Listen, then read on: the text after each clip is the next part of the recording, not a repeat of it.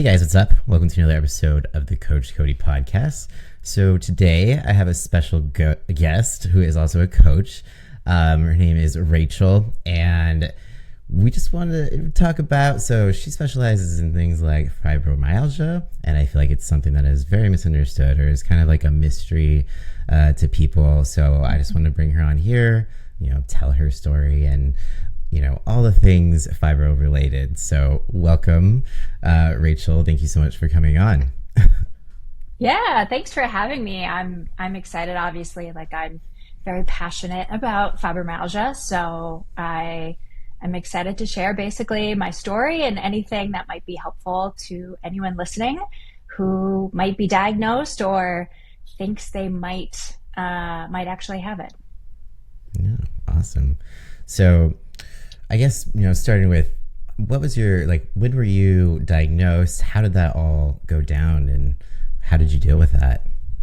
Yeah. Okay. So I guess we will start with first, if anyone's listening to this podcast and is like, what the heck is fibromyalgia? It is, yeah, no worries. I got you.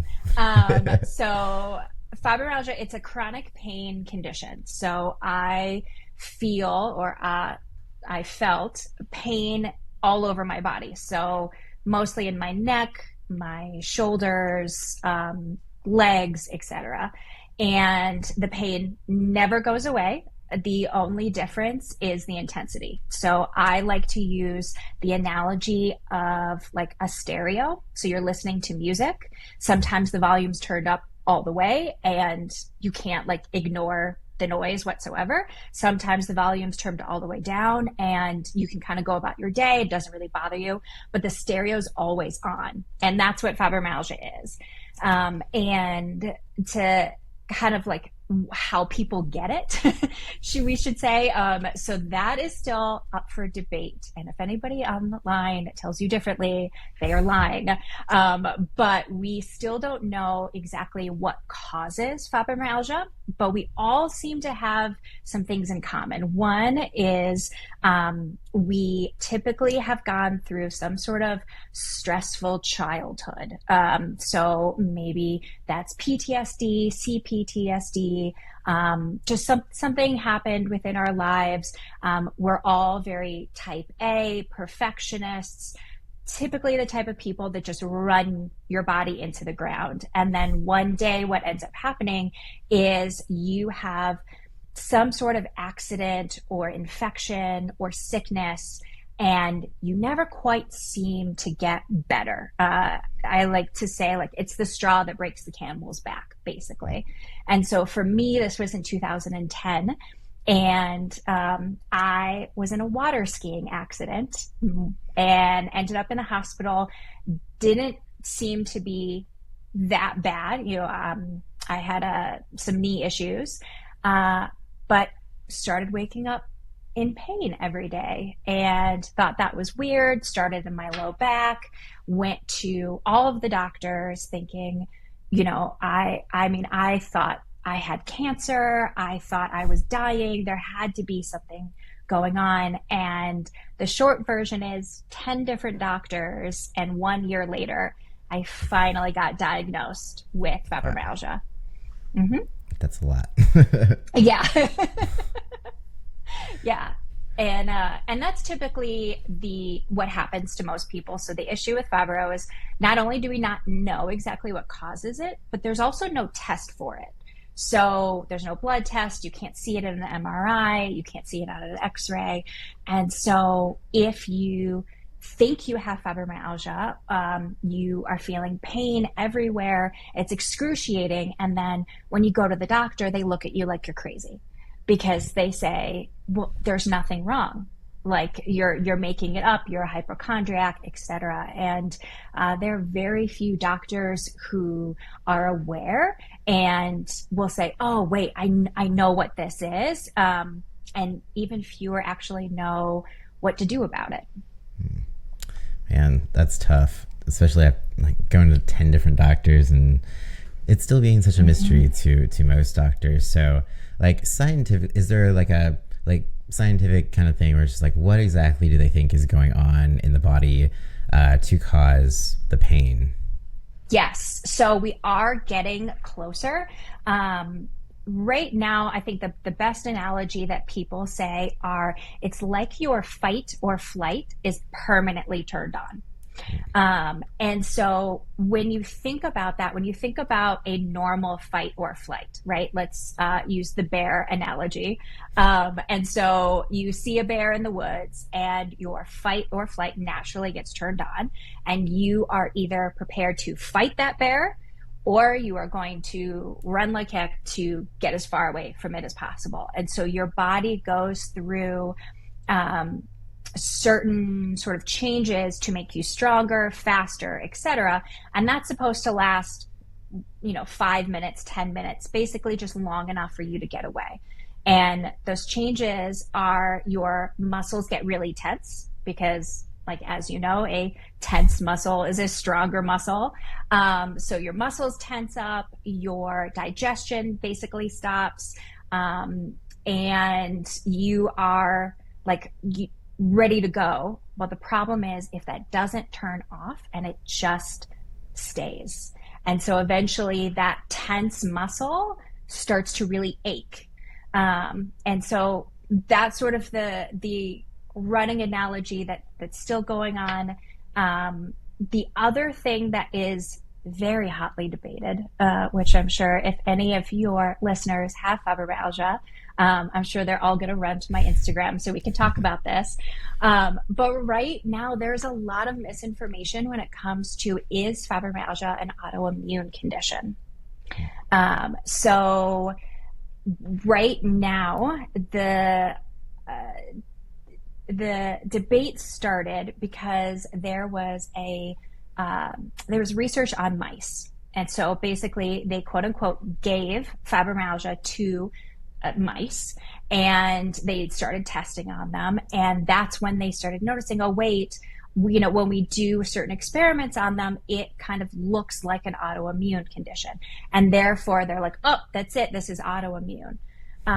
The problem is most autoimmune conditions actually it's your body attacking itself, right? So if you think about celiac disease, it's, your gut lining is sort of inflamed and it's attacking itself.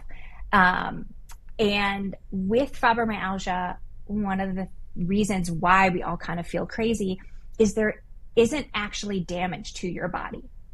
And so it seems to be right now an issue with the connection between how your brain processes pain and your body itself. So your brain thinks, oh my gosh, I'm in pain, there's something wrong with your body, when in reality, your body's actually totally fine.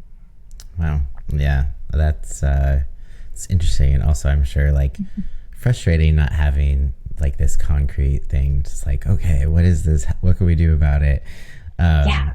But I guess that's the next thing. What can you do about it? I mean, there's still a lot of mystery surrounding it, but how do you manage the pain? Is there anything that helps? Yeah. So I guess I will preface what I'm about to say is that currently there is no cure for fibromyalgia. Once you have it for life.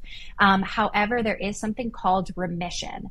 And we actually borrowed that term from cancer patients. So with cancer, they'll say that you are in remission of cancer. You're not cured. And that's because the cancer could always come back. It might always live in your body, but it's at a point where you can't even notice it. It feels like you don't have it at all. And that's exactly what happens with fibromyalgia. So you'll always have fibro. I will always have fibro, but I am able to right now be completely pain-free. I'm symptom-free. I competed in bodybuilding, which most would think most people with fibromyalgia can't even get out of bed because it's so painful. And here I am doing a full prep. And that is because my fibromyalgia is in remission. And the way you achieve remission, I have a personal theory, and this is what I do with all of my clients. It has worked for me. It has worked for all my clients. And it is based on a lot of the research that I did during, I actually went to school and studied fibromyalgia for my master's degree. And the short version is, first, you learn how to manage what actually causes that volume to turn up. So in fibromyalgia, we call it a flare. And so when your symptoms increase, or when that music of that stereo increases, that's called a flare. And those are normally triggered by a few of like the same things. And that's stress, lack of sleep, too much movement, too little movement, certain foods, and they're going to vary from person to person. And then some things out of our control, such as hormone fluctuations, some people say weather, etc. But by learning to better manage your stress, by learning to improve your sleep, by learning to kind of pace your activity levels throughout the day, you can lower the amount of times that your body flares. And then the second piece of this, and this is something that I very strongly believe on, this is a hill that I will die on, is strength training.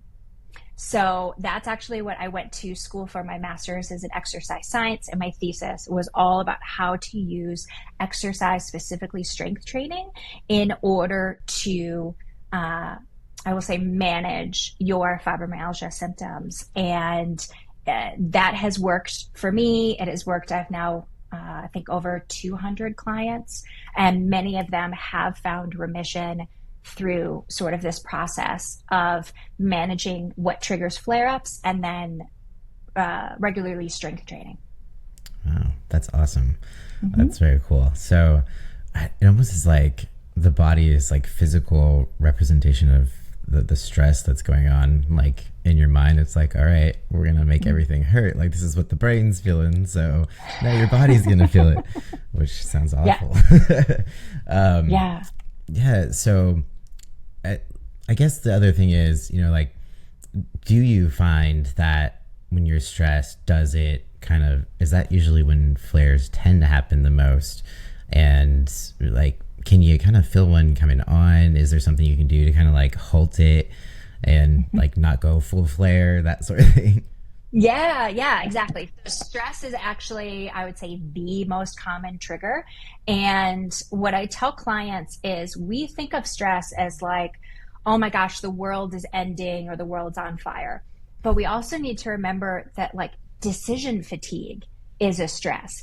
Getting a cold is a stress. And so there are certain things, certain stressors in your life that will just naturally happen. Not all stress is bad stress. Obviously, if you have children, they probably stress the heck out of you, but you love them to death and you wouldn't trade them, for the world. And so it's about learning to kind of recenter yourself and get a good balance between stress and then self-care. And so for me, my body's able to handle a lot more stress than it did when I first was diagnosed. And again, I contribute that to regular strength training. It makes your body a lot more resilient to stressors. But for a lot of my clients, when they feel, when they have a stress coming on, some things that we talk about was, one, what can you do to manage that? And it's going to look different for everybody. So I tell them to try coloring, try meditation. Some people will say try yoga. It's going to vary from person to person. Sometimes maybe it's like a hug from a loved one. That's what makes you feel better. But once you figure that out, do that. And the other thing with when that flare, you feel that flare coming on, is don't panic. Because a lot of the times what will happen is we will start to feel that ramp up of pain, and immediately our brains are going to go to worst case scenario. It's going to say, oh my gosh, here we go again. I've been doing everything right, and now I'm getting a flare. I'm going to have to cancel plans. I'm going to have to call in sick to work. And what people don't realize is that sort of rumination and that panic is a stressor. And that just makes it even worse. And so, as hard as it is, and I will fully admit this is way easier said than done, is like once you have that feeling, to just really double down on all of the good, healthy habits that you have of, pacing yourself, doing things that make you happy, and doing whatever you can to kind of distract yourself and keep you as calm as possible. And when my clients do that, they will notice that their flare goes back down pretty quickly.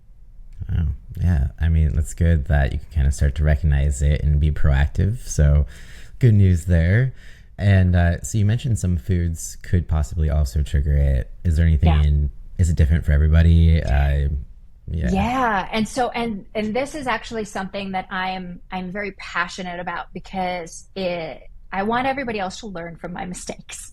So when I was first diagnosed in 2010, this was during the Whole30 paleo movement, keto movement, where seed oils were the devil and sugar was addicting, and all of this fear mongering around food.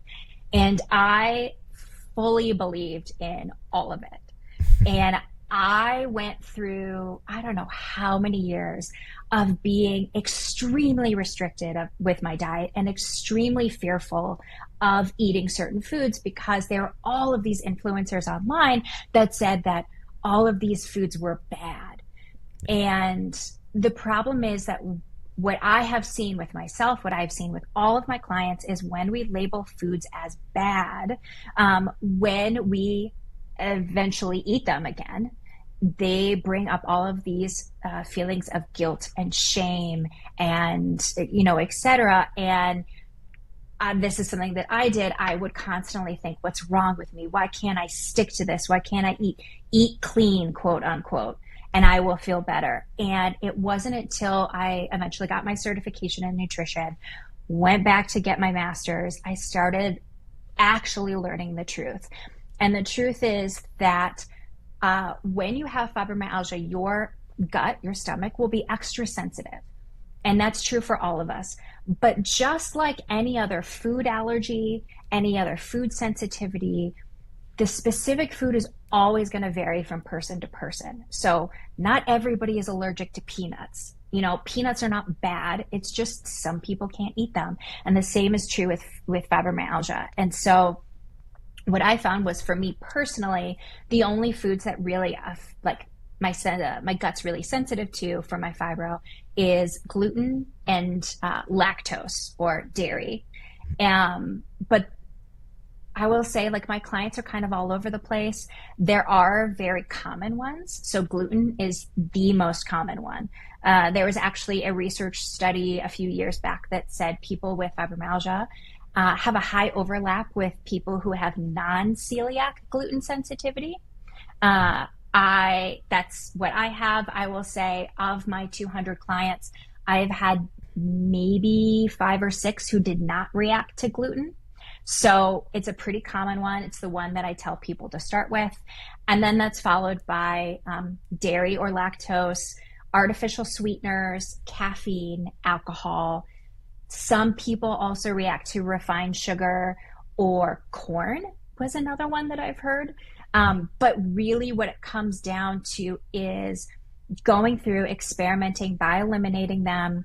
And when you reintroduce the foods, see how your body reacts, and that's how you know. But if you have fibromyalgia and you're listening to this and you see all of those influencers that are telling you need to eliminate, every single food that's green, or who knows, man, the stuff you see on Instagram right now, please know none of that is backed by science. Yeah, it's always fun seeing all the crazy claims on the internet. So yeah, it sounds like, it's kind of one of those things you approach it the same way you would with someone who doesn't have fibro. If there's foods that do not sit well with you, you probably shouldn't eat them. Exactly. But it's if you do fine, then no reason to be afraid of it. So Yeah. Exactly. Yeah. I think a good example will be like caffeine. So I tell clients as soon as I tell this to clients, they're like, "Oh, yeah, you're right." Like I love caffeine. I am a coffee addict. I am actually have just started a new hobby of trying every local coffee shop in Denver. That's like my new thing. But people are like, wait, you drink coffee, but I thought caffeine was a trigger. And what I tell people is when you drink caffeine, do you ever feel jittery, on edge? Does your anxiety spike, etc.? If if that's true, then most likely you should not be drinking caffeine. Like that is your body telling you, hey, slow your roll. Like you don't need that extra. And sure enough, what I've noticed is when I have clients who are like, oh, yeah, you know what? You're totally right. Let me cut it out. They immediately can feel the difference. Wow. Yeah. I guess it just matters. Like, does it stress you out if you drink more coffee? Yeah. If yes, then it's not going to be good. Yeah. Yeah, exactly. Yeah. So what like training considerations, like how you program for clients or yourself, what do you take into consideration when you're creating those types of plans? Yeah. So with fibromyalgia, I want to say this has really been recent within the last few years. Researchers have taken muscle biopsies of people with fibromyalgia, and they have noticed that we have less ATP within our muscles than healthy controls. And so that is now sort of this running theory of if you have fibromyalgia, you have probably tried to exercise because everybody says that that's what you should be doing. And typically after exercise, even something as little as like walking around the block, you will feel an immediate increase in symptoms and pain. And so I will say the majority of people with fibromyalgia who follow me go, how the heck do you exercise? There's no way. I can't even get out of bed without causing this huge increase in pain. And so I always share that study of, well, yeah, it's because you have less ATP in your muscle. And so when you, even if you're walking, because it's consistent, because you're not taking a break, you're basically running out of the available ATP in your muscle, and you're pushing yourself to keep going. Your body eventually rebounds and says, what the heck did you do? Like, I need to lie down. And so one of the things with my clients is strength training is not a continuous form of exercise. And so by doing, let's say, one set of 10, after that first set, I tell clients to actually sit down and rest for at least 90 seconds, if not longer.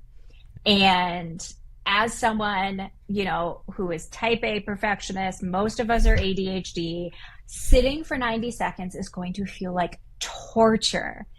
But I have noticed with every single one of my clients, that gives our bodies enough time to build up that energy again in our muscle. It just takes us longer than the average person. And then they're able to go back and do a second set and not sort of, push against their limit. And what's even cooler is there was another study that came out that compared people like the ATP and the metabolic changes within their muscle pre-strength training and post-strength training. And after 12 weeks of strength training, it was back to normal. So that is another reason why I am so passionate about having clients and really sort of preaching strength training and weightlifting, because if you do it long enough, that's why so many of us are then able to go on hikes without pain, go on walks without pain. I have clients who used to have to use, the electronic scooter at the grocery store because they couldn't handle walking. And it's always like a very exciting moment for them when they say, oh my gosh, I didn't need to use that anymore because my body is actually strong enough now that I can walk through the grocery store and not completely, have to be bedridden 2 days next or 2 days later. Yeah. Wow, that's awesome. It's like the body just like reminds itself where to put all that energy. It's like back in the muscle so you can Exactly. Do you find like any like supplements or like creatine or something, for example, is that helpful in that situation? So it's so funny that you mentioned creatine. So I will say up until recently, and I still feel pretty strongly about this, I do not sort of advertise supplements. I don't suggest supplements outside of maybe a protein powder. And the reason that I don't is so many within this sort of like fibromyalgia coaching space, I personally feel take advantage of clients by saying, hey, you need to buy my supplements, or the people that, I get a kickback. And I see people spending thousands of dollars on supplements that might help 10%. But really it's so the coach can get a kickback. And so for the longest time, I've just been like, hard no, will not talk about supplements. I will say, I've taken creatine for the last 5 years. It's when I was getting my master's, we had like whole papers that we had to write on creatine about how it was like the most well-researched supplement and everybody should take it, et cetera, et cetera. And I will say within the last 6 months, I've started to be like, okay, maybe I should start suggesting creatine, because I still not gonna say any brands, but I do think that there's some of all of the supplements to look at. That one, along with protein powder, is one that I'm actually like, okay, let's have everyone give this a try and see what happens. But other supplements, just in case people are like curious, there is some research around things like magnesium. Obviously, like, everybody should look at fish oil, multivitamins, vitamin D, all of those particulars. But something to also keep in mind with supplements is that most of the research on supplements and fibromyalgia specifically have been inconclusive. And so some people will feel great taking a supplement. Some people will say this did absolutely nothing for me. And something that I tell my clients is like, you can get your micronutrients tested, right? Like you can actually get a blood test and find out, is your vitamin D low? Is your iron low? Get that checked out first and then talk about adding supplements. Otherwise, you're just kind of wasting your money. Yeah, for sure. At least, creatine's pretty inexpensive too. And yes. So it's not like if someone's wanting you to pay, over $50 for something for creatine, then, yes, not the best. So yes, it's like, exactly. It's, inexpensive and it won't hurt. So, hey, yeah, exactly. Yeah. So as far as, do you find like strength training versus cardio, and like how did you manage to go through a prep, because prep is just stress, like all the way around. So like how did you manage to get through that and not flare things up? Yeah, so that's a great question, and funny enough, I'm actually prepping right now. So we'll see how this one goes. But the thing that I kind of remind clients, so I was diagnosed in 2010. Back then, I didn't know what I was doing. I was just throwing spaghetti at the wall and let's see what works. And so, like I mentioned, I tried every fad diet. And I remember someone telling me, hey, exercise helps. And so this was like 2011, 2012. I bought every single fad workout program. I did Tone It Up, Bikini Body Guide, P90X, Beach Body, like all of these different things. And it would always pretty much end in disaster. I would flare horribly. It was awful. And I thought there's like no way. And then I found bodybuilding.com just like I think anybody else who is, pushing 40 probably remembers this era. But I think it was like Jamie Eason's free program. And I thought, let me try this. And I started weightlifting and noticed I didn't react. Like I was okay. And I got stronger and stronger and stronger until 2014 was when my doctor officially called me in remission. And so that was when basically my symptoms stopped. I thought, this is incredible. I can't believe I did this. But I didn't know why I got there. So at the time I was like, I just tried a bunch of things, but I didn't actually know all of those. What did they work? Like, how did they work? And so that's when I, in 2016, went and got my master's. And that's when I started realizing, oh, wait a minute, because I have strength trained, my body is now able to handle stress. It's able to, be normal, basically. And 2016 was when the era of bodybuilding on YouTube came about. I remember watching, all of the famous YouTubers back then. And I was like, wait, I want to do a prep. Let's see what happens. And I kept going. So by that time, because my symptoms were under control, I was like, okay, let's add cardio. Let's see what happens. I was fine. And we kept pushing and pushing and pushing. And my body was actually able to handle all of that stress. So I think the moral of the story is, and I tell this to clients, if I didn't have that solid base of weightlifting with my symptoms well managed, I don't think I would be able to have done the bodybuilding prep without completely running my body into the ground. Yeah, because like prep on its own, it runs pretty much everybody to the ground. So that's impressive.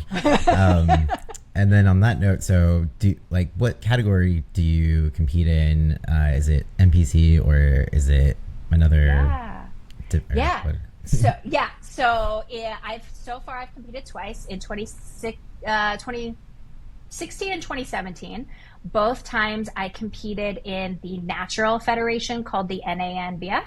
And I competed in bikini and did fairly well, except that they told me I was too big.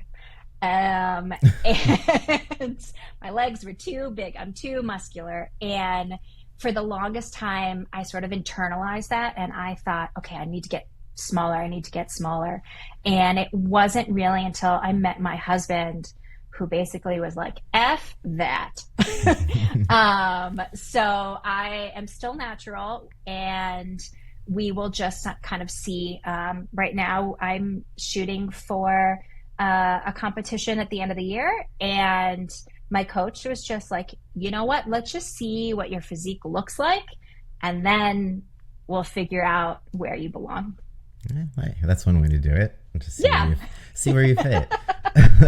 So exactly. Are you still competing in the same federation, or are you competing? I guess I know like NPC is like, you gotta do drugs.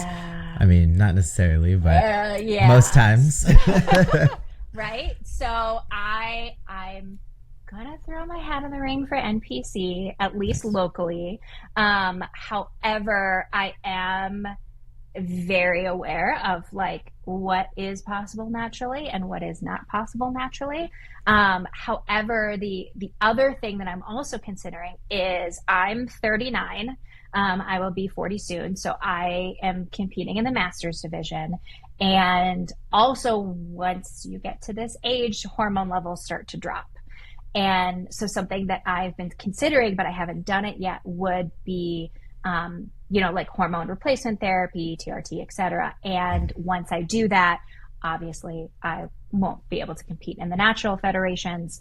But I would personally rather feel better than continue to force myself just so I can stay quote unquote natural. Yeah, for sure. That makes sense. Mm-hmm. That's awesome. So do you have a show in mind? Like, do you have a show date? Or are you still kind of just seeing we'll see how things go. I'm a little nervous. So the very last show in Colorado, which is where I'm at, the very last NPC show is November 9th. But that puts me like 11 weeks out, 12 weeks out. And my coach is so ready. He's like, let's do this. Let's go. You'll be ready. No worries. I told him from the very first day that we started was I do not want to step on stage unless I'm ready. And so I'm going in with this mindset of let's just go, it's prep. But as we get closer, if my body doesn't respond, it looks like I'm running myself into the ground.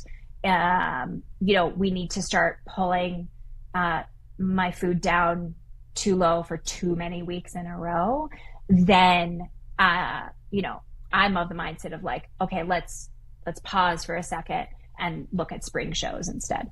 Yeah, that makes sense. So how was that also like looking for coaches? Because, many do not know anything about fibro or don't want to know anything about it. So how's that process for you? Yeah. So what I ended up doing, or how I will say how I've picked coaches in the past and then how I found my current coach. So my past coaches, I basically knew that I would have to do a lot of the like, hey, I need to adjust this, and this. But I knew that they wouldn't have a clue on how to work with someone with fibromyalgia. And so we very much approached it like as a team. And so I will say, hey, I can do this, I can't do that. Thankfully it's very easy with a bodybuilding prep to be like, hey, I need to be dairy free and gluten free. Yeah. Most bodybuilding coaches are like, yeah, sure. Okay. That makes sense. And so that was sort of my past clients, my past coaches. My current coach actually, was the coach of a friend of mine. And what finally or two reasons what drew me to him. One, he has coached other people with fibromyalgia and is actually in school right now learning about autoimmune in general, learning about, gut health, etc. So what I loved about that was I'm very attracted to coaches who are constantly learning because I'm constantly learning. So if you tell me you're in school, if you're telling me you continually get new certifications, you are the type of person for me. But the other thing I loved about it was he actually ended up coaching his wife to do a bodybuilding show, and she's 100% natural. And that was also really important to me, was to find a coach who had coached natural competitors and knew, hey, I can't give a natural competitor 800 calories a day and 60 minutes on the Stairmaster every day, because like we can't like we will run ourselves into the ground. Yeah, for sure. Do you want to tell us who your coach is, or do you? Yeah, no, I will. So my coach is Coleman Atkins, and he is local to Denver, and definitely 100% recommend. I will say even the biggest benefit of working with him has been, it has been a very long since anyone has looked at my form at the gym. And it was a very humbling experience as a coach to have your coach being like, Rachel, let's look at your squat form. What do you mean look at my squat form? What's wrong with my squat form? So I've improved quite a bit over the last year, and that's been really great, is having a really experienced eye looking at my form, looking at how the stuff that, I had always done without thinking, I just really improved. Yeah, that's awesome. I'm glad you found someone who is, willing to educate themselves and work on everything. And so that's great. I think, like trying to think of any other questions that I had pertaining to, the differences that you might have to consider. And is there any like specific education programs and stuff about fibro? Is that maybe that's something that you even have? Yeah. So that's a great question. So right now, there are a handful of people talking about fibromyalgia. I will say the majority of them, or at least the majority that I have seen, are typically people who have had fibro, have put themselves in remission, and then share what has worked for them. But there are not a lot of resources from people who not only have fibromyalgia, but actually have sort of the degrees to back it up. And that was sort of what I noticed myself when I was trying to figure out, like, how can I learn more about fibromyalgia, was I looked for all these resources online, and most of them were just people saying, oh yeah, I went keto and that worked for me. Oh, okay. Well, like that's awesome for them, but that's not working for me. So like, what next? And so what I actually did in 2021, I created my program called FibroFit Warriors. And it is, right now, it's gone through many iterations, but it is an 8-week program where I teach people with fibromyalgia how to manage their symptoms through science-based nutrition, exercise, lifestyle changes, etc., following that method that we had talked about earlier. And it includes like 8 weeks of video modules where I cover all of the latest research behind all of that. So that's something I offer. However, for all of your listeners, if they're like, you know what, I want to learn more about fibromyalgia, but I'm not quite ready to jump into a full program, every Friday to my email list, I send a free summary of one of the latest fibromyalgia research studies. So if you have fibromyalgia, if you have clients who have fibromyalgia, you just want to learn more, maybe someone in your family does, and you want to learn what the actual research is saying, not some Instagram guru who's trying to sell you essential oils, you can sign up for my email list and sort of get that summary, especially if, one, you don't have the time to look at all the research, or maybe reading research is just really hard, right? Like sometimes it's really dense. And so I like to summarize it in a way that's super approachable. Yeah, that's awesome. I need to sign up for your email list. Yeah. So I guess the other thing is, do you have any tips? So you mentioned you went to 10 different doctors. So if someone thinks that they might have fibro, how can they like approach the topic with their doctor so they're not just like written off? Or like, yeah, I'm sure that happens quite frequently. Yes. It happens for things outside of fibro. So, oh my gosh, yes. So I will say this.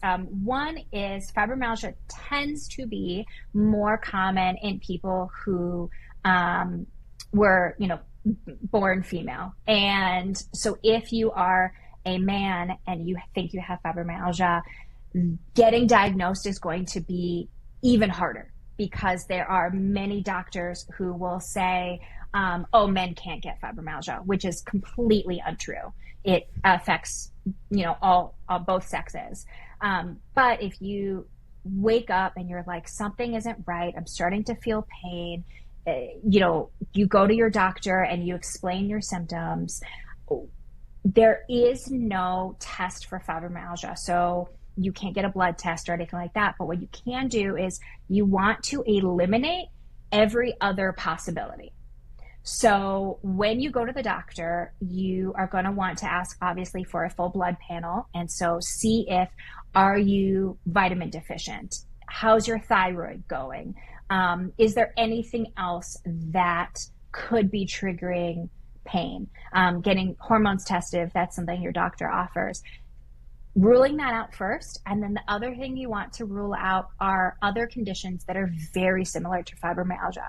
So it's very common to be misdiagnosed with fibro when you actually have lupus, MS, There are a few other chronic pain conditions that will, can take longer. So you want to rule out all of those.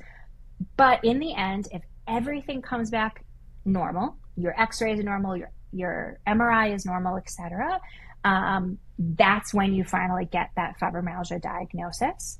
And with that, I will say some things to just like pay attention to if you're like, oh, do I have it? Do I not have it? With fibromyalgia, the official diagnostic criteria is you have to have the pain for longer than 3 months. So most people, if they're even going to the doctor, typically have been feeling pain for longer than 3 months because none of us like to go to the doctor for that. And it needs to be in at least 4 of the 5 quadrants of your body. So that is left upper, right upper, left lower, right lower, and then your core. And so this would be like, for example, for me, I had pain in my neck, my low back, my legs, and my left arm. And that was like where I felt the pain. If you have pain that's always in one spot, and I've had this happen before, I've had people come to join my program because their doctors have said they have fibromyalgia. And the more we work together, they're like, oh, I always have pain in my hips. And I'm just like, oh wait, well, did you get an MRI of your hip? No, my doctor said it was just fibromyalgia. And then they went and got the MRI, and it turns out they had 2 labrum tears and needed surgery. So that's why I say like the pain should be sort of all over or should move, and it should feel very random. So it's like, I don't understand why my shoulder hurts or why my left arm hurts or why my hands hurt. But it should kind of move around. And that's typically a good indication that this could be fibromyalgia. Yeah. Yeah. And then it's like, how do you determine that between like, oh man, I'm getting close to 40. Shit's starting to break. Facts. Yeah, I just had lunch with one of my girlfriends. She also has fibromyalgia, and we were also the same age, and her fibromyalgia is also in remission. And she's like, man, Rachel, I don't understand. Like, is my fibromyalgia coming back? Like, I don't understand. And it's like, oh, wait, no, my estrogen's just low. Oh, no, I'm getting older. Okay. Yep, exactly. So another thing to consider if you're like feeling pain and you're like, it could just be that I'm getting older too. Yeah, definitely. Yeah. No. And I will say, so I was 25 when I was diagnosed. Most people who are diagnosed are between the ages of like 30 and 50. But some things that we're noticing is that people who are younger and younger are getting diagnosed. And I don't know, it's one of those like correlation causation, or it's one of those debates of like, are people who are younger getting it more often, or are we just better at diagnosing it now? And I think it's the latter. I think a lot of young people have fibromyalgia, especially if they've had really traumatic childhoods. We see this. I have a lot of clients who are veterans, and any sort of trauma that they have gone through, it's very common. But for the longest time, those people, they were just written off, right? Like a lot of times you go to the VA and you would say, I'm feeling all of this, and they would write you off, and they would say, oh, it's men can't get fibromyalgia, or no, you don't have it, you just need to, I don't know, work on your anxiety or something like that. And now I think we're slowly starting to realize, oh, wait, no, that's what this is. And just getting better at diagnosing people. Yeah. So you mentioned that there's like a lot of people with fibro also have like some gluten sensitivities and that sort of thing. Yes. Is there any overlap, with things like IBS? Because generally, mm-hmm. we're the high strung type A type people. So It's just like, is there a connection? Like, what percentage of people have fibro, IBS, that sort of thing. I don't know if you know off the top of your Yeah. head, but Yeah. So I'm trying to think of the actual statistic. The one that I always remember is over 80% of people with fibromyalgia also have insomnia, which surprises no one.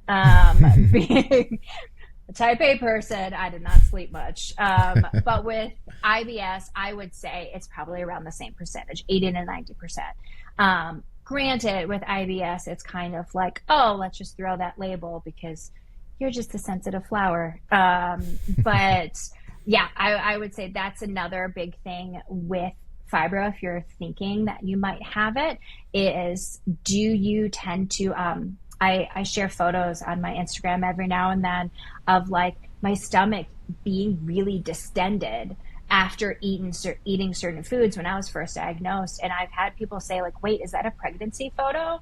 And it's like, nope, sure isn't. Like that's because I ate something that my gut really hated. Yeah, it's a really high overlap. I will say, like for me, I feel pretty informed about nutrition, especially approaching it from a very balanced, healthy mindset way. But when it comes to the thick of it, of like extreme IBS, that I always kind of say, hey, we need a registered dietitian. Like that is outside of my scope. Yeah. And do you find that it's like people can get in or feel relief when there's also like maybe therapy at the same time, like trying to regulate that nervous system that is always in overdrive? So if you have your strength training and like therapy, do people tend to kind of like move through it quicker, or just like are the results better? Yes. That's question. Yes. 1000%. I am such an advocate for therapy. I have a therapist now. I obviously, like I said, most of us have some childhood trauma that we deal with. And so I have been in therapy in high school, in college, in grad school, obviously always like working to unravel the layers of the onion, so to speak. And, each time I go, or each year that I'm in therapy, I learn more about myself and how to regulate. And I will tell all of my clients, like, it's obviously not, or I'm not going to require you to be in therapy. But I 100% tell everybody like, hey, you should do this.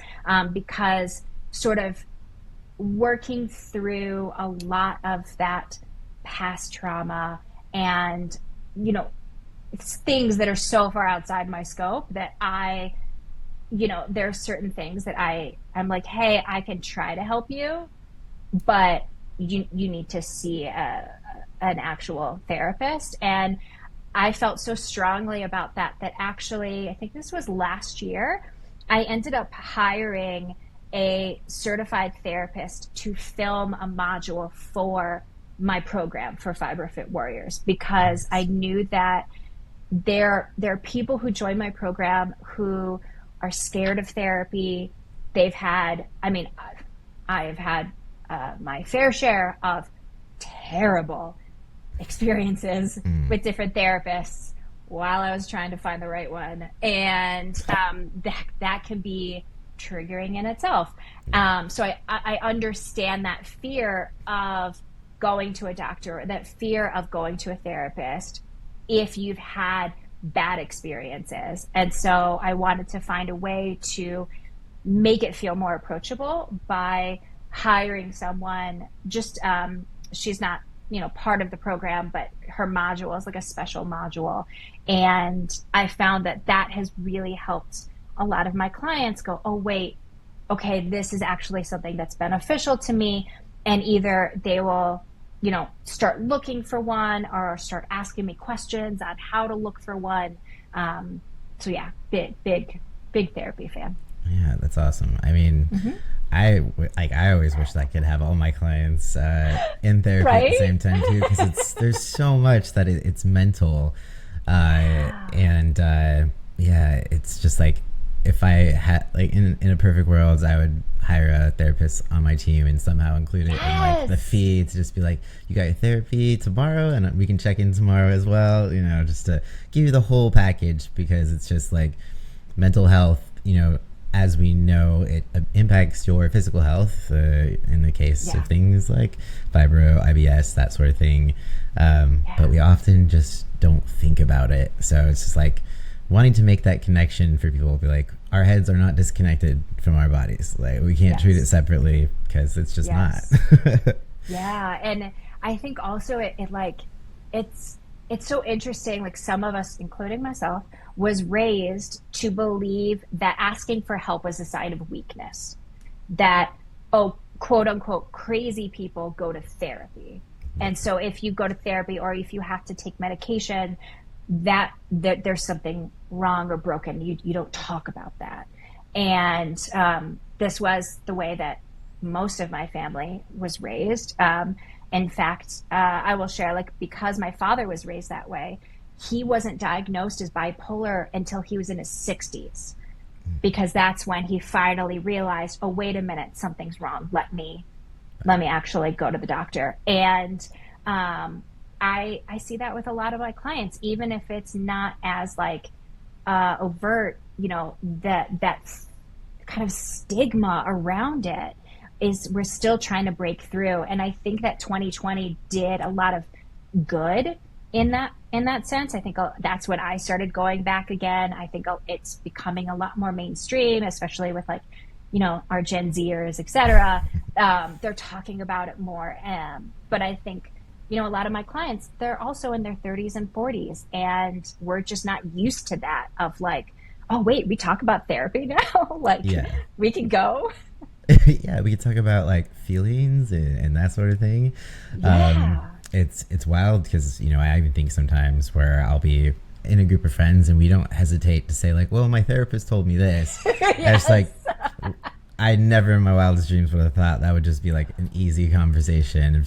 Like, admitting you a therapist back then meant like you had some serious shit. But now it's just like, it's becoming normal, which is great. Now we just need more therapists, because that's like 2020 hit and therapists were all like booked up, and I'm sure the burnout for them is going to be ongoing for a while after that one. But the importance of mental health, it's like, can't stress it enough. Yeah, totally agree. And it's funny that you mentioned like wanting to get a therapist on your team, because actually so up until this year, my coaching program was not full-time. It was a passion project of mine. I was actually in like the San Francisco tech scene, speaking of mental health, and this year was like, no, in honor of my mental health, I'm not going back. I'm not going back to tech. I'm doing FibroFit Warriors full time, because I realized as I got older that that's sort of my legacy that I want to leave. That I want to, you know, for as silly as it sounds, like, I want to change the world. I want to help people who feel lost, feel confused, don't feel like there's somebody who actually gets it.